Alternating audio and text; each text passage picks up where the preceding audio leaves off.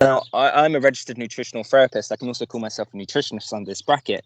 But again, you can call yourself a nutrition coach. You can do a course online for $200, do it in 2 weeks, and now you're a nutrition expert. Yep. You can label yourself as that. So again, it's easy to be an expert in a scene without understanding the nuances. And nuances are not popular. Saying context matters is not sexy. It's hard to sell something like that. And again, people build this identity. They have to buy into something. And they buy into the carnivore code, the animal-based 30. They buy into the vegan smoothie shakes for the 30 days. They buy into the celery cleanse, the whole 30. They buy into these things. And that in itself is actually a good thing to be doing.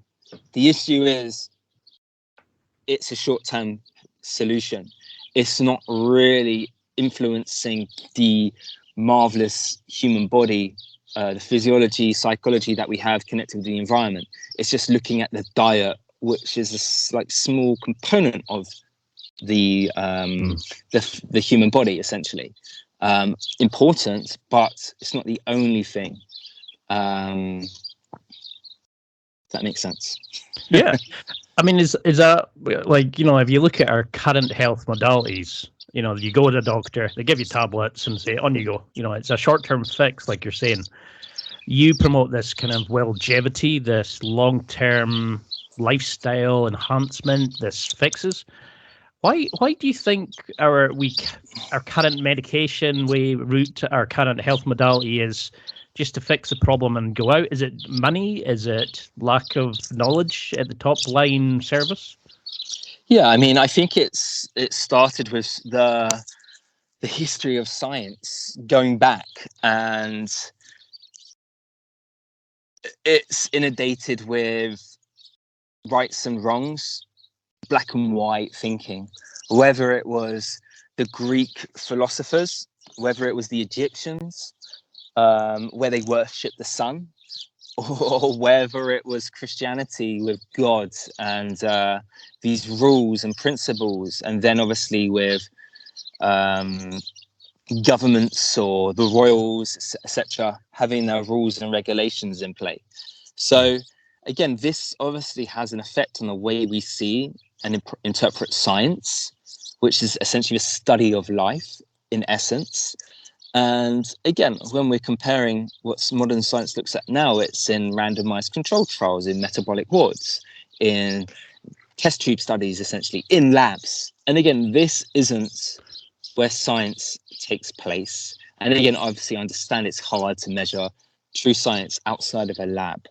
But again, you have to realize that there's things that we have no understanding of.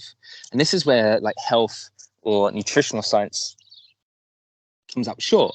And nutritional science is like fairly shaky in this, because again, you can't really do experiments in humans what you can do with animals, as an example. So for safety, for compliance, adherence, all these kind of principles, toxicity.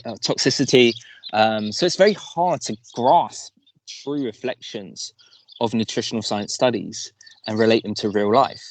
And again, just because it happens in a study doesn't mean that you are part of that majority who saw a benefit in that intervention.